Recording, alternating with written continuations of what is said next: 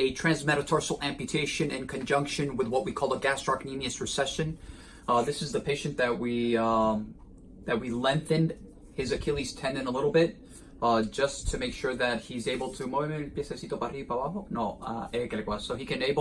so he's able to do that, right, up and down to reach the 90 degrees. Now, this is when we talk about saving limbs and saving lives and the world of limb salvage, this is the quintessential example. Aside from his diabetes, more than anything, his level of vascular disease is extremely significant. Macrovascular and microvascular. So, sometimes, and I said it in the past, sometimes, we have to go get the blood. We have to go backwards. Backwards, I mean up. So not only did he have vascular intervention, the toes had no blood whatsoever. So we had to basically, put the car, so to speak, in reverse and go back and look for the blood. And this is a level at which there's sufficient, right, blood supply to heal the transmetatarsal amputation. And as everyone can see here, today it's been day 25, day number 25 since the surgery. And this is totally normal. This area is healed. Here, this is very fragile. This is all very fragile. It's a little bit open here, but this is expected in these cases. This is extremely expected for a lot of reasons. He's the patient is like a salmon swimming against the current, right? He's the diabetes, the vascular disease, the organism in its totality, right? Everything is pushing him, not healing, and not allowing this area of the foot to heal. But all in all, 25 days, I think he's doing really well. I've seen very, very challenging cases.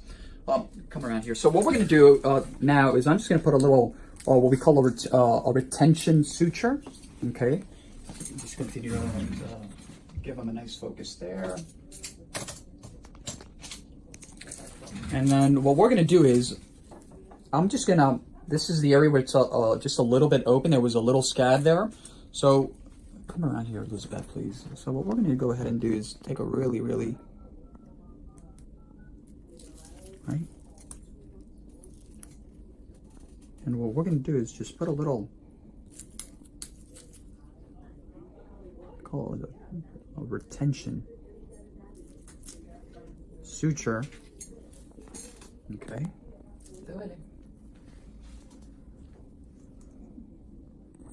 Just to really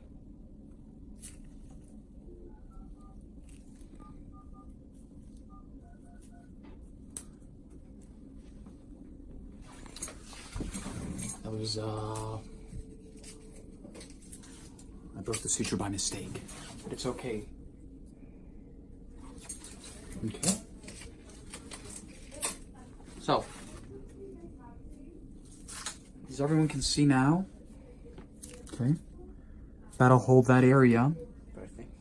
Okay. And we want to make sure we keep everything covered, because when we do these amputations, it's a fish mouth, right?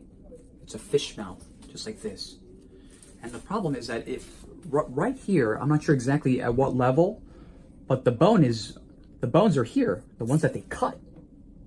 So we want to make sure we maintain everything closed during the healing process to make sure he doesn't end up with bone infection.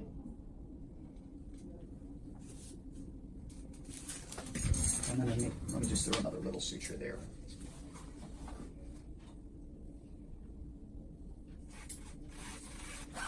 Okay, around here, just make sure we got a good view there. Go around here. So I'm going to put a little suture right here. Again, from here to here.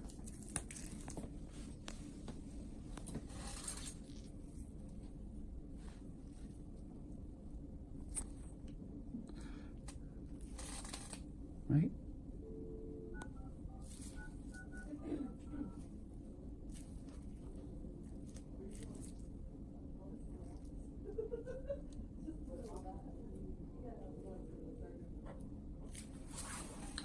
I'll buy you here. Thank you for that.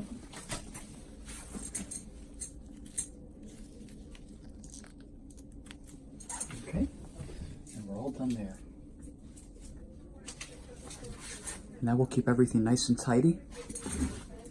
For the time being, we'll leave these in maybe for another week or so, maybe 10 days, while everything continues to heal from the inside out. Okay? So I just wanted to give everyone a quick update on this patient. The bottom line is we spend a lot of time, anything that's related to limb salvage and the lower extremities takes time. Lots of it. A lot of patience, a lot of time. We invest a lot of everything to making sure that we save these limbs. I will keep everyone afloat on his progress next week, and then everything is, the implementation of aggressive local wound care and him doing what he needs to do on his end, which is extremely important. He'll continue to do that. He's been on